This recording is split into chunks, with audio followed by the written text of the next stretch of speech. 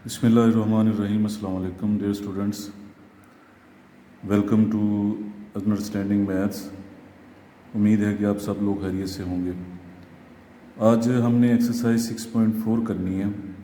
तो आज के लेक्चर में एक बहुत इंटरेस्टिंग ट्रिक है जो हमने सीखना है, जिसमें हम कैलकुलेटर के बगैर ट्रिग्नोमेट्रिक रेशियोज़ की वैल्यूज़ निकालना सीखेंगे।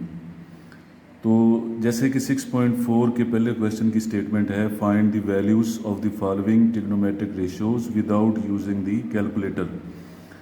कैलकुलेटर के यूज़ के बगैर हमें ये 12 पार्ट्स हैं, इनकी वैल्यूज़ निकालनी है। जैसे साइन 30 है तो ऊपर टेबल बना हुआ है, हमें ये टेबल याद करना है। टेबल को याद करके जो वैल्यूज़ हमसे पूछी जाएंगी फिर वो इस टेबल में से तलाश करके उनको लिखेंगे। तो सबसे पहले हम ये टेबल बनाना सीखते हैं कि ये टेबल कैसे बनाया जाता है। इसको याद करना मुश्किल है, लेकिन अगर हम इसको बनाना सीख लें तो हमारे लिए बहुत आसानी हो जाएगी। चलें, ये टेबल है हमारे सामने, वही टेबल जो बुक पे नज़र आ रहा था। इसमें देखें ये एंगल्स लिखे हुए हैं, 0 degree, 30 degree, 45 degree, 60 degree, 90 degree. Sine की इन एंगल्स पे वैल्यूज़ यहाँ पे लिखनी है, यहाँ पे कॉस की वैल्यूज़ लिखनी है और यहाँ पे टेंजेंट थीटा की वैल्यूज़ लिखनी है। अब इसका ट्रिक ये है कि अगर हम ये पहली लाइन जो है साइन वाली, ये अगर हम फाइंड आउट कर लें तो बाकी जो दो कॉस और टैन की वैल्यूज़ हैं वो इसी से बन जाएंगी। तो देखते हैं कि हम कैसे ये वैल्यूज़ निकालते हैं। तो इस तरह है कि जैसे ये सबसे पहले है 0 डिग्री, तो 0 डिग्री वाला जो कॉलम है इसके नीचे हम सबसे पहले एक नंबर 0 लिख लेंगे। 30 डिग्री वाले के नीचे हम 1 लिख लेंगे, 45 डिग्री के नीचे 2 और 60 डिग्री के नीचे 3 और 90 डिग्री के नीचे हम 4 लिख लेंगे। अब क्या करना है, जितने भी ये नंबर लिखे हुए हैं इन सब को हमने 4 पे डिवाइड कर देना है। इन सब नंबर्स को 4 पे डिवाइड कर दें बारी बारी। ये एक तरीकाकार है जिससे हम ये टेबल बना सकते हैं। और आखिरी नंबर को भी 4 पे डिवाइड कर दें। डिवाइड करने के बाद अब हम इन सभी जो हमारे पास ये फ्रैक्शंस बन गई हैं इनका स्क्वायर रूट लेंगे। सब का स्क्वायर रूट ले लें, बारी बारी हम सब का स्क्वायर रूट ले लेंगे। अब इन स्क्वायर रूट्स की वैल्यूज़ निकाल लें।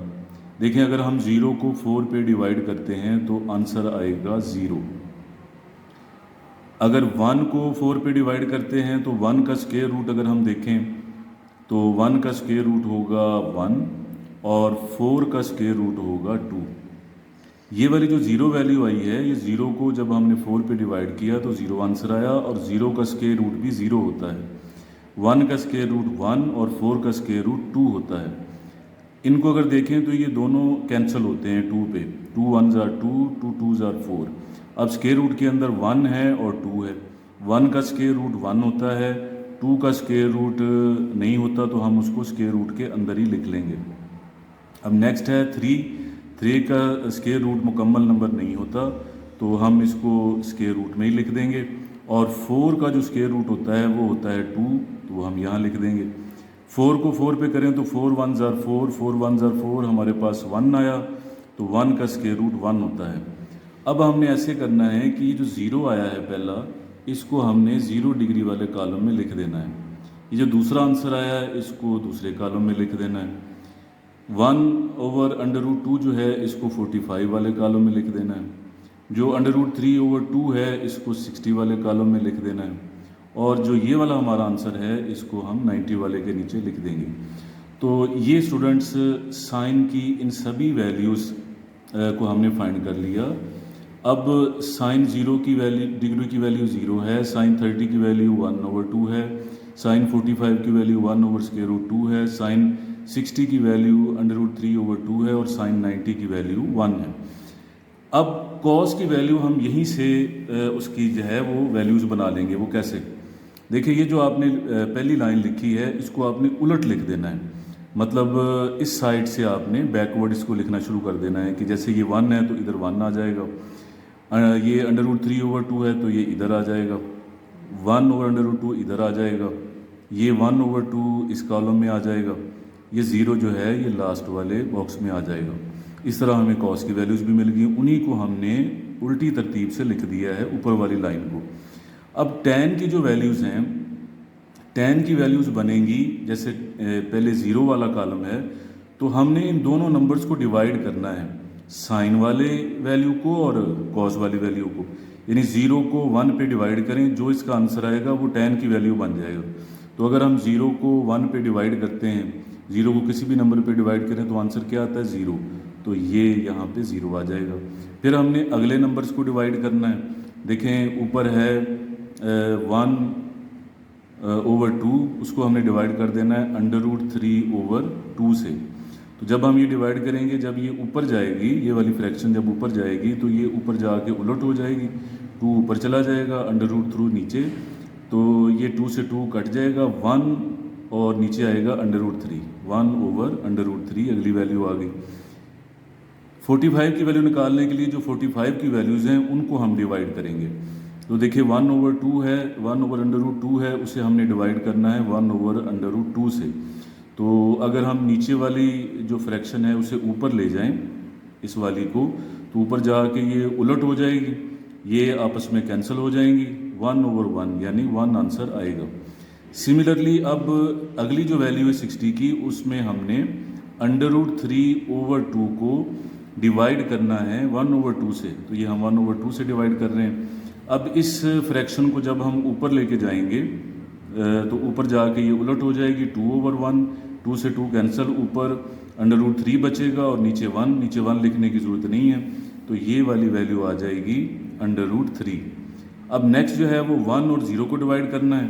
देखिए अगर हम 1 को 0 पे डिवाइड करें तो 0 जब किसी का डिनोमिनेटर होता है 0, ये किसी को डिवाइड नहीं कर सकता, तो इसका जवाब होता है अनडिफाइंड, यानी इसका कोई आंसर हमारे पास डेफिनेट नहीं है। तो यहाँ पे अनडिफाइन आ जाएगा, यानी ये डिवाइड ही नहीं हो, डिवीजन का ये प्रोसेस नहीं हो सकता। तो इन अनडिफाइन या इन्फिनिटी का जो साइन है वो ये वाला है, अब ये वाला भी लिख सकते हैं। तो इस तरह ये हमारे पास एक टेबल तैयार हो गया है ट्रिग्नोमेट्रिक रेशियोज़ की वैल्यू का फॉर स्पेशल एंगल्स। वो एंगल्स कौन से हैं, 0 degree, 30 degree, 45 degree, 60 degree, 90 degree. अब हमें किसी भी ट्रिग्नोमेट्रिक रेशियो की वैल्यू निकालनी होगी तो हम इस टेबल की मदद से वो वैल्यूज़ फाइंड आउट कर सकते हैं।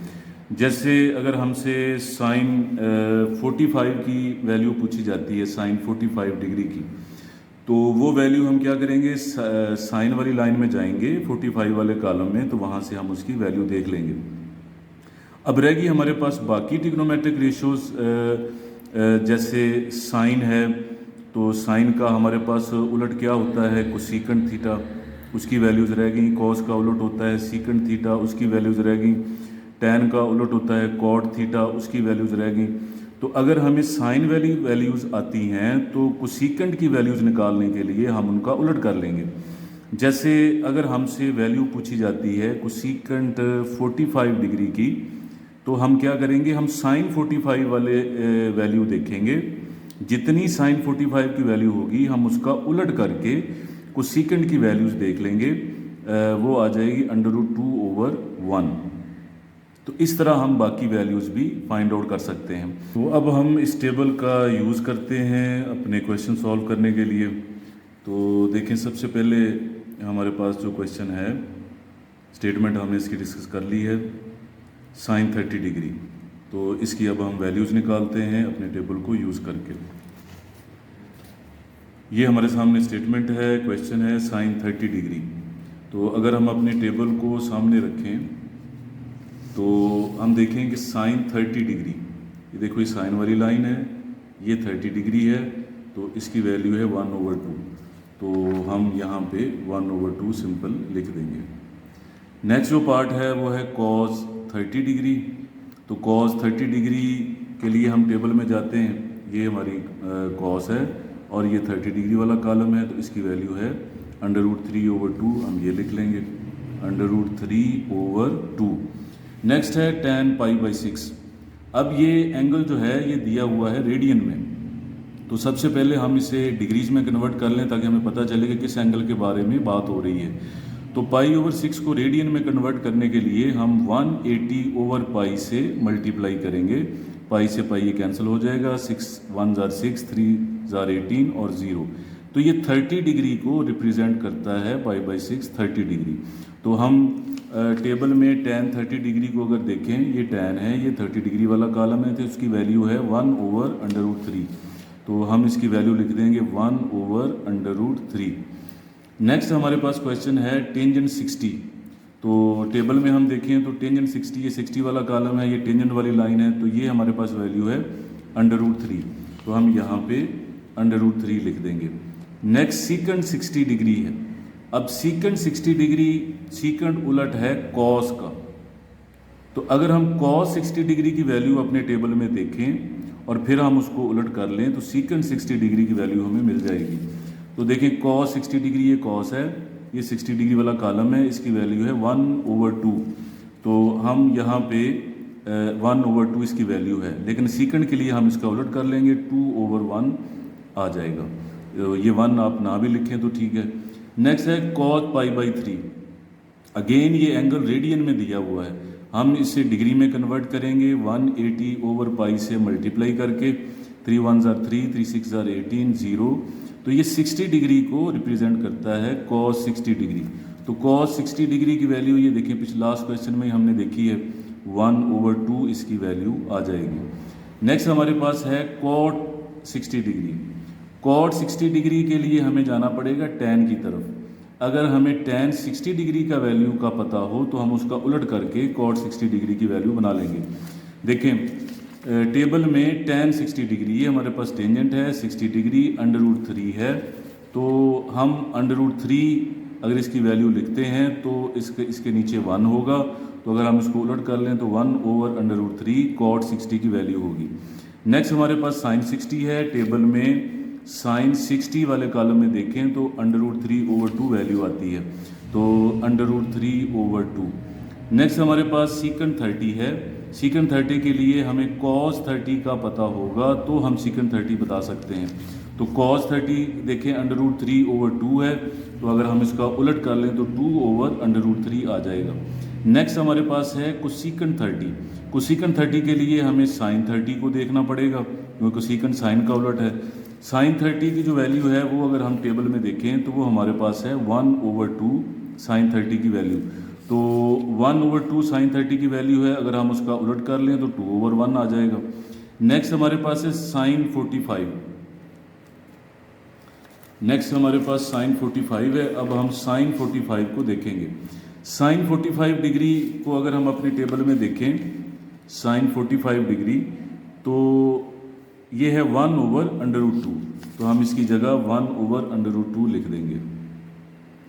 नेक्स्ट कॉस पाई बाई 4 है। अगेन ये रेडियन में दिया हुआ है, अगर हम इसे डिग्री में कन्वर्ट कर लें पहले 180 ओवर पाई से मल्टीप्लाई करके, तो 4 1 जार 4, 4 4 जार 16, 2 20 बनेगा, 4 5 जार 20। तो ये रिप्रेजेंट करता है 45 डिग्री को। तो कॉस 45 डिग्री की हमारे पास वैल्यू है, कॉस 45 डिग्री की 1 ओवर अंडर रूट 2। तो ये हमारे पास आ जाएगा 1 ओवर अंडर रूट 2। तो ये तो हमने क्वेश्चन नंबर 1 में इस टेबल की मदद से वैल्यूज़ निकालना सीखा। अब हम इन्हीं वैल्यूज़ का मज़ीद इस्तेमाल करेंगे, तो उसके लिए अब हम चलते हैं नेक्स्ट क्वेश्चन की तरफ। तो देखिए नेक्स्ट क्वेश्चन हमारे पास है क्वेश्चन नंबर 2, जिसमें हमसे क्वेश्चन है, पूछा गया है कि एवेल्युएट करें। अब उन वैल्यूज़ को पुट करके इसकी हमने टोटल जो हमारे पास ये क्वेश्चन है इसका आंसर निकालना है। तो देखिए सबसे पहले है 2 साइन 60 कॉस 60। तो अपने टेबल की अगर हम हेल्प लें और देखेंगे साइन 60 और कॉस 60 की क्या वैल्यू है। साइन 60 की वैल्यू है अंडर रूट 3 ओवर 2 और कॉस 60 की वैल्यू है 1 ओवर 2। तो इसकी जगह पे हम ये लिख देते हैं, साइन 60 की हमारे पास वैल्यू है अंडर रूट 3 ओवर 2, ये सारे नंबर आपस में मल्टीप्लाई हो रहे हैं, और हमारे पास कॉस 60 की वैल्यू है 1 ओवर 2। इन वैल्यूज़ को अगर हम सिंप्लीफाई करें तो ये 2 से 2 कैंसिल हो जाएगा, अंडर रूट 3 और 1 ऊपर बचेंगे, वो आपस में मल्टीप्लाई हो जाएंगे, अंडर रूट 3 आ जाएगा, नीचे हमारे पास 2 है तो 2 लिख देंगे। तो ये इसकी वैल्यू आ गई पहले पार्ट की। अब हम चलते हैं नेक्स्ट पार्ट की तरफ। तो उसमें है 2 cos pi by 6 sine pi by 6। π/6 यहाँ पे किस एंगल को ज़ाहिर करता है ये हमें देखना पड़ेगा पहले। π/6 यहाँ पे जैसे हमने पिछले क्वेश्चन में देखा ये 30 डिग्री को रिप्रेजेंट करता है, तो यहाँ पे 30 डिग्री आ जाएगा, ये भी π/6 है, ये भी 30 डिग्री आ जाएगा। अब cos 30 और sin 30 की वैल्यू हमने देखनी है। sin 30 की 1/2, cos 30 की √3/2। तो हम cos 30 की जगह पे लिख देंगे √3/2 और sin 30 की जगह पे लिख देंगे 1/2। ये 2 से 2 कैंसिल हो जाएगा। अब हमारे पास ऊपर √3 और 1 है, तो √3 आ जाएगा और नीचे हमारे पास आ जाएगा 2। तो ये हमारा हो गया दूसरा पार्ट। नेक्स्ट जो पार्ट है उसमें हमें जिन वैल्यूज़ की ज़रूरत है वो है sin 45 और cos 45। टेबल में देखें तो sin 45 और cos 45 की सेम वैल्यूज़ हैं 1/√2। तो ये हम इसकी जगह पे रिप्लेस कर देते हैं। इसकी वैल्यू है 1/√2 और इसकी वैल्यू है 1/√2। अगर 2 को 1 से मल्टीप्लाई करें तो हमारे पास 2 आ जाएगा, नीचे √2 है। इस 2 को भी 1 से मल्टीप्लाई करें 2/√2। प्लस माइनस में फ्रैक्शंस आ जाएं तो हमें पता है कि हम एलसीएम लेते हैं, इसका एलसीएम आ जाएगा √2। तो एलसीएम को फिर पहली फ्रैक्शन के नीचे वाले पे डिवाइड करते हैं, √2 को √2 पे डिवाइड करेंगे 1 आंसर आएगा, उसे 2 से मल्टीप्लाई करेंगे 2। सिमिलरली √2 पे डिवाइड होगा 1 आंसर आएगा, उसे 2 से मल्टीप्लाई करेंगे 2। 2 + 2 हमारे पास हो जाएगा 4 और नीचे है √2। अब इस आंसर को हमने मज़ीद थोड़ा सा सिंप्लीफाई करना है, हम इसको रैशनलाइज करेंगे। रैशनलाइज करना क्या होता है ये अब समझते हैं। रैशनलाइज करना होता है कि अगर डिनोमिनेटर में हमारे पास स्क्वायर रूट आ जाए तो हम उसे कैसे रैशनलाइज कर सकते हैं। नीचे जो √, में नंबर होता है आप उसी से मल्टीप्लाई कर दें और उसी से डिवाइड कर दें। ऊपर वाले नंबर को ऊपर वाले से और नीचे वाले को नीचे वाले से मल्टीप्लाई कर दें। ये हमारे पास 4/2 आ जाएगा। √2 जब √2 से मल्टीप्लाई होगा तो ये इसका स्क्वायर बन जाएगा। तो ये इसका स्क्वायर बन गया, √2 का स्क्वायर। ये जो स्क्वायर है ये स्क्वायर रूट को कैंसिल कर देगा, 4/2/2। तो ये 2 फिर इससे कैंसिल होगा, स्क्वायर रूट वाले से नहीं। 2 1 * 2, 2 2 * 4। तो हमारे पास आंसर आ गया 2 और 7 √2। तो ये हमारा आंसर होगा। नेक्स्ट अब इसके पार्ट 4 की तरफ चलते हैं। तो इसका पार्ट 4 हमारे पास है।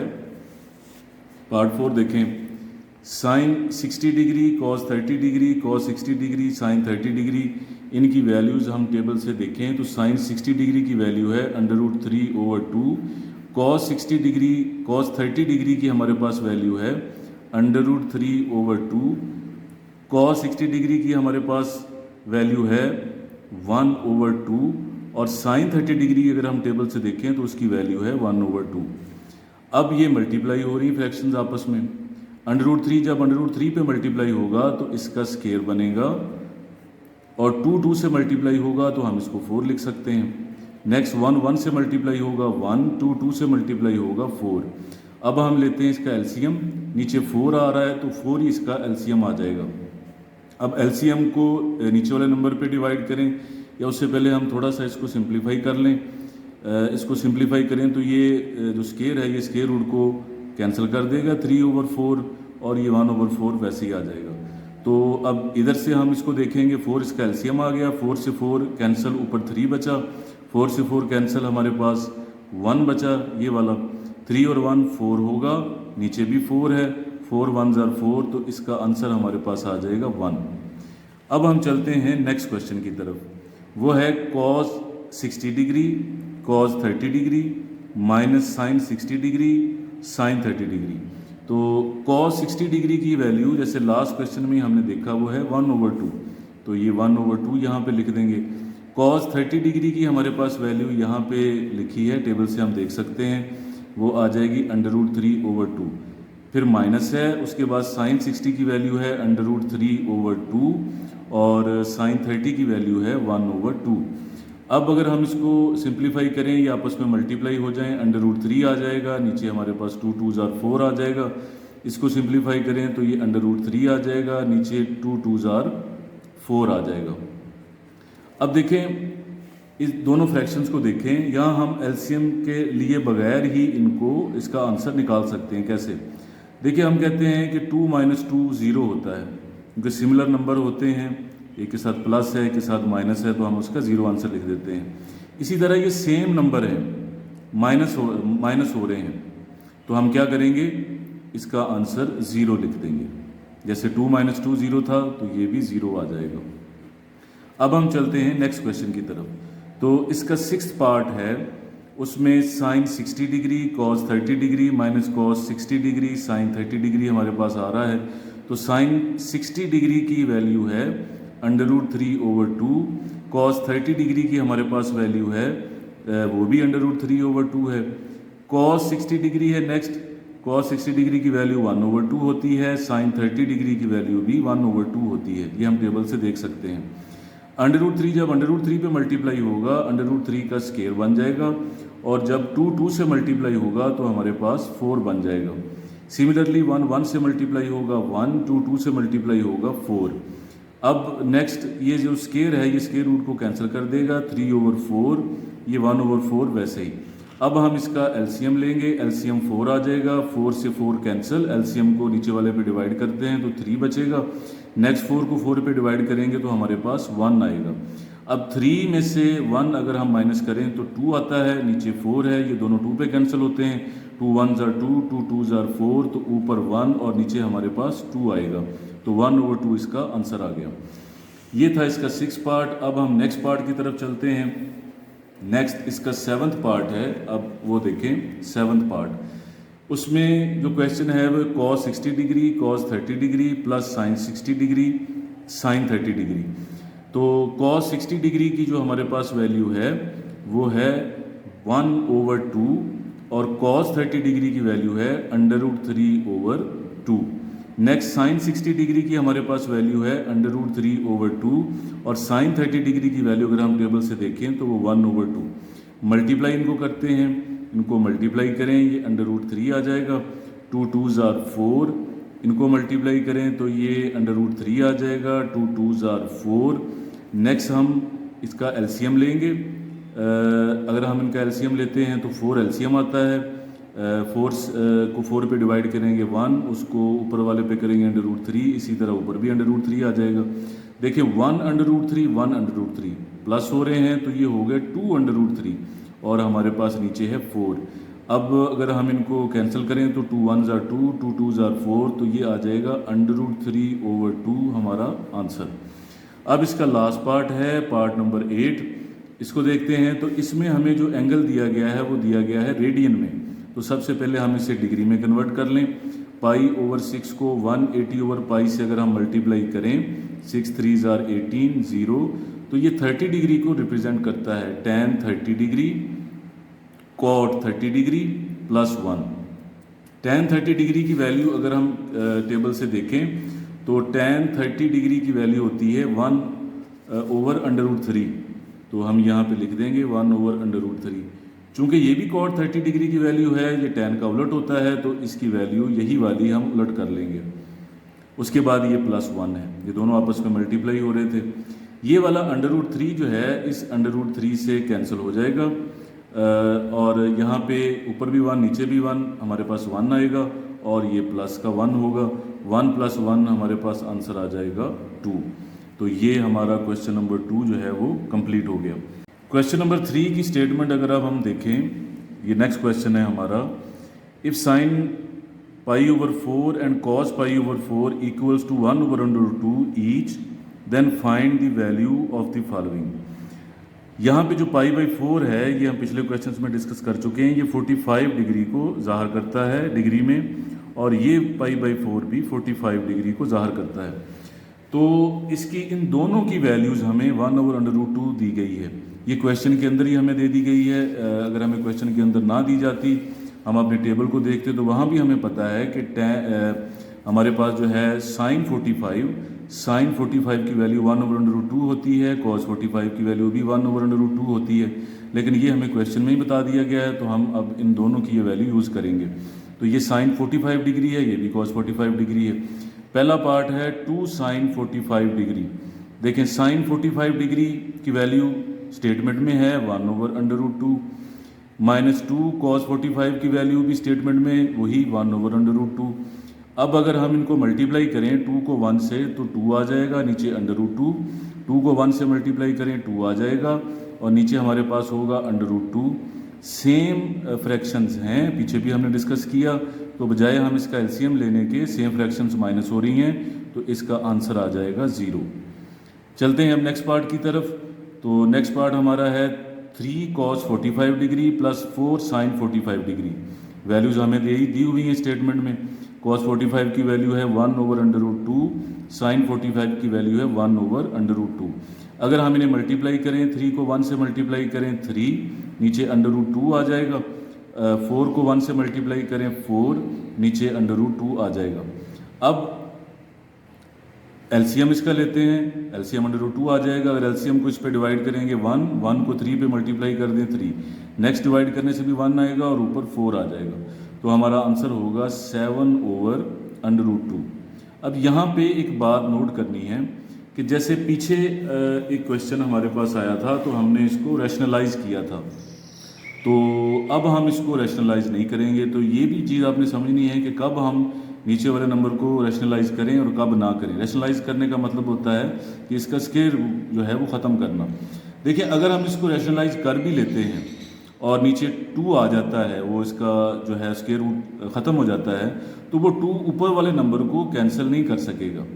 अगर ऊपर नंबर हमारे पास 4 हो, फिर नीचे √2 हो, या 6 हो, फिर नीचे √2 हो, इस तरह के नंबर्स हों, तो फिर नीचे वाले नंबर को रैशनलाइज करने से जब उसका वो स्क्वायर रूट ख़त्म हो जाएगा, तो फिर वो जो ऊपर नंबर आता है उसको वो कैंसिल कर सकता है। 6 में भी कर सकता है, 8 में भी कर सकता है, लेकिन इसमें ऊपर 7 है। अगर हम इसका ये स्क्वायर रूट ख़त्म भी करते हैं नीचे से रैशनलाइज करके, तो ये इसको कैंसिल नहीं कर सकेगा फर्दर, तो इसलिए इसको रैशनलाइज करने की ज़रूरत नहीं है। यही इसका आंसर होगा। अब क्वेश्चन नंबर 3 का और इस एक्सरसाइज का लास्ट पार्ट है, उसको देखते हैं। 5 cos 45 degree minus 3 sin 45 degree है। cos 45 डिग्री की वैल्यू 1/√2 है, sin 45 की वैल्यू 1/√2 है। तो अगर हम इन्हें मल्टीप्लाई करें 5/√2, 3 को 1 से मल्टीप्लाई करें 3/√2, अगर हम इसका एलसीएम लें तो एलसीएम सेम आ जाएगा √2 को √2 पे डिवाइड करेंगे 1 आंसर आएगा, उसे 5 पे मल्टीप्लाई करेंगे 5। नेक्स्ट इन दोनों को डिवाइड करने से 1 आंसर आएगा, 3 से मल्टीप्लाई करेंगे 3, 5 में से 3 माइनस करेंगे 2, नीचे भी हमारे पास √2 है। तो अब हम इसको रैशनलाइज करेंगे, क्योंकि अब ये ऊपर वाले नंबर को रैशनलाइज करने के बाद कैंसिल कर सकता है। तो रैशनलाइज करने का तरीका हमने पीछे क्वेश्चन में देखा है।